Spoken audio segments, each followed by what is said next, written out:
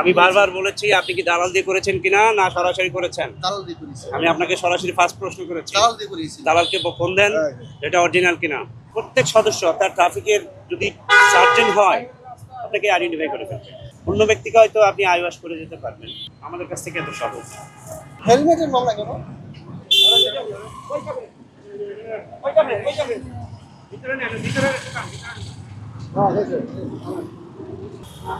গাড়িটা কি আপনার নাকি?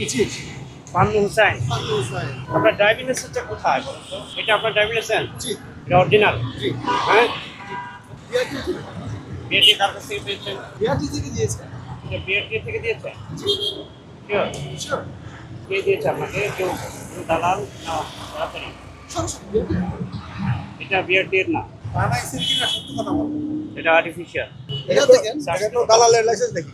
আমি আপনাকে চ্যালেঞ্জ দিলাম। বিআরটি থেকে দুই নম্বর চ্যালেঞ্জ করবেন আমার সাথে? আমি বারবার বলেছি আপনি কি দালাল দিয়ে করেছেন কিনা না সরাসরি করেছেন? দালাল দিয়ে করেছি। আমি আপনাকে সরাসরি ফার্স্ট প্রশ্ন করেছি। দালাল দিয়ে করেছি। দালালকে ফোন দেন, এটা অরিজিনাল কিনা। এতক্ষণ স্বীকার হলেন না কেন? এটা আপনারা নিজেরাও দেখেন, দেখলে বুঝতে পারবেন। এটার এটা কি এক? এটা কি এক? বলবেন। এটার এটা কি এক?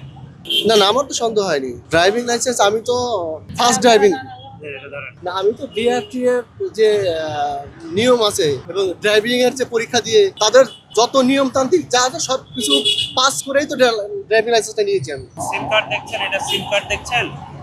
হ্যাঁ, সিম কার্ড। সিম কার্ড এটা বুঝতে পারছেন? সিম কার্ড বলতে দেখুন, এটা একটা সিম কার্ড। এটার মানে কি জানেন? আপনার বিস্তারিত তথ্য এটার মধ্যে। আপনার হ্যাঁ, যত এটা হিস্ট্রি আছে স্ক্যান করলে তো অবশ্যই আসবে। না, এই যে এর জায়গায় এর অরিজিনাল, কিন্তু এটা খুলে গেছে।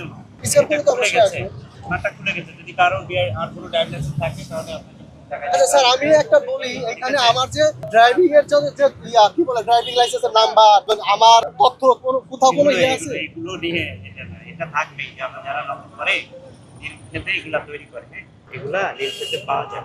আটক করা বলতে কি, আসলে এগুলো তো উনি ইচ্ছাসূচক করলে সেটা অন্য জিনিস। আর যদি অনিচ্ছাকৃত অর্থাৎ তারা যদি না জেনে ব্যাপারটা করে, সেক্ষেত্রে দেখা যাচ্ছে যে আমাদের আইনে, আপনারাও ভালো জানেন যে আইনের ক্ষেত্রে একটু শীতলতা আছে। যে ব্যক্তি নিজে হয়তো ড্রাইভিং লাইসেন্সটা নেওয়ার চেষ্টা করছে, আমরা মূলত ট্রাফিকের সদস্য, তো আমরা এই জিনিসটা আমাদের খুব টাফ। ইনভেস্টিগেশন ব্যাপারটা আপনারা ভালো জানেন, আমরা ইনভেস্টিগেশন করি না। মূলত যারা ডিবি বা সিআইডি বা অন্যান্য যারা অন্যান্য সংস্থায় রয়েছেন, ওনারা এই ব্যাপারটা বেশি।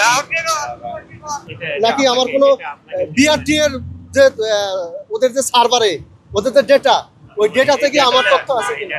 এই ডাটাতে আপনার তথ্য থাকবে না। তাহলে তো আমার এটার কোনো ভ্যালি কেন নয়? আপনি একটা মানে খুব মামুলি একটা ব্যাপার। আপনি যে জিনিসটা নিয়ে ঘুরছেন, প্রত্যেক সদস্য অর্থাৎ ট্রাফিকের যদি সার্জেন্ট হয় আপনাকে আইডেন্টিফাই করে ফেলবে। অন্য ব্যক্তিকে হয়তো আপনি আইওয়াস করে যেতে পারবেন, আমাদের কাছ থেকে এত সহজ। হেলমেটের মামলা কেন? আপনার হেলমেট কি? পিলিয়নের হেলমেট ছিল না তো? হেলমেট তো পরে নাই।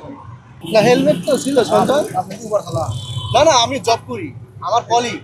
হেলমেটটা পরেনি, আপনি হেলমেটটা কেন পরেন নাই?